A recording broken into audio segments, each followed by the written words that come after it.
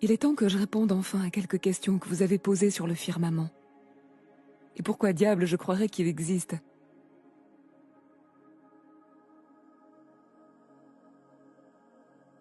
Et quelle preuve nous avons qu'il est là autre que la Bible pour les religieux fous que nous sommes?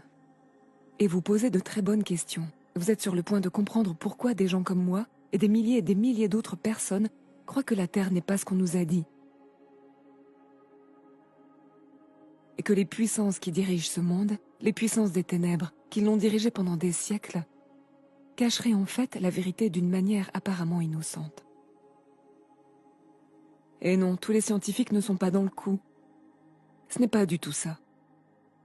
Mais oui, il y a certaines choses qui vous ont été cachées à propos de la création et de qui vous êtes, et ceci pour une raison. Et cela sert un objectif et un plan plus vaste. Et la forme de notre Terre et la manière dont elle bouge ne constituent pas la vérité la plus importante. Mais cette expérience d'éveil a conduit les gens dans cette direction. Et j'espère que cela fera la même chose pour ceux d'entre vous qui ont toujours eu le sentiment qu'au fond, quelque chose ne va pas et que vous n'êtes pas celui qu'on vous a dit. Et cette terre non plus. Alors prêtez attention. Ne croyez rien de ce que je dis, ou de ce que quelqu'un dit sans le prouver par vous-même. C'est tout ce que nous disons. Soyez sceptiques. Fini la foi aveugle que nous avons tous eue pendant de nombreuses années. Alors, répondons d'abord à la question. Quel est ce firmament dont je parle et quelle preuve en ai-je?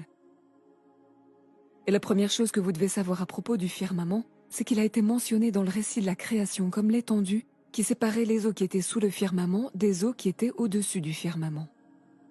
Et j'avais lu cela plusieurs fois. Je n'avais jamais compris ce que cela signifiait, ni qu'il y avait une quelconque preuve de cela. Et j'imaginais simplement que c'était peut-être l'endroit où les nuages étaient gardés dans l'espace lointain. Et c'est en partie vrai. Il existe différents niveaux dans les firmaments. Mais le firmament a également été mentionné lors du grand déluge, lorsque les portes des cieux se sont ouvertes et que l'eau s'est déversée sur la terre. Cela s'est produit. Cette terre a été inondée et pour une bonne raison. Et c'est une longue histoire importante. Et le monde a pratiquement recommencé à partir de ce moment-là. Et beaucoup de gens pensaient, eh bien c'est à ce moment-là que le firmament a disparu, que les vannes se sont ouvertes et que tout cela s'est produit.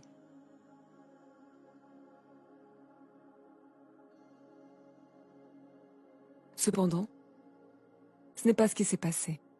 Et il y a des preuves, et nous allons d'abord examiner la preuve de ces fusées que nous avons tous vues monter dans les airs et qui semblent redescendre directement sur Terre, selon une trajectoire arc-en-ciel. Et les gens disent que c'est une question de perspective. Mais heureusement, nous avons des photos de ces trajectoires de vol vues de côté. Et vous pouvez voir qu'à moins que la Terre ne soit vraiment petite, celle-ci ne vole pas au-dessus de la courbure de la Terre.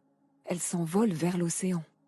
Certains disent dans le triangle des Bermudes, où tous les témoins disparaissent.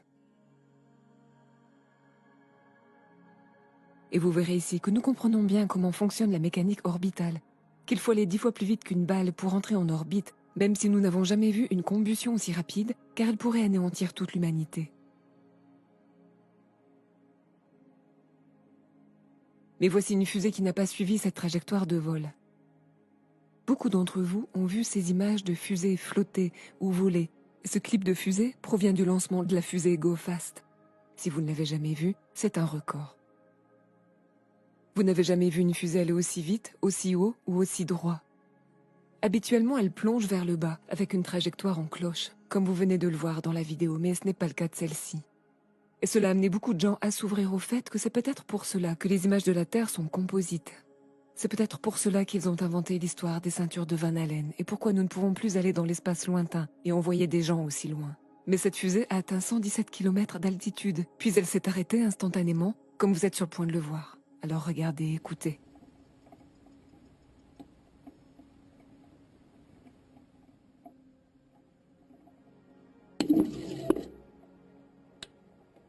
Waouh! Et voici à nouveau.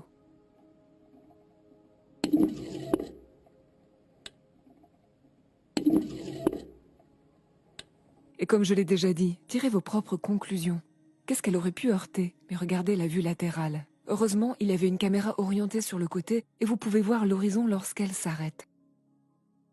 Vous pouvez également voir ce qui ressemble à la Lune au loin lorsque cette chose tourne et cet horizon semble très plat.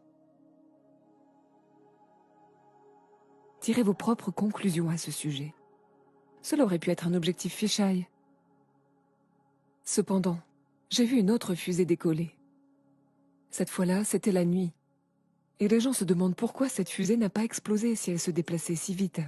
C'est une excellente question, une question légitime. Je ne vais pas éluder cette question car je pense qu'il y avait des circonstances miraculeuses et certaines propriétés du firmament que nous ne comprenions pas. Les gens disent, eh bien, c'est un dôme de verre solide.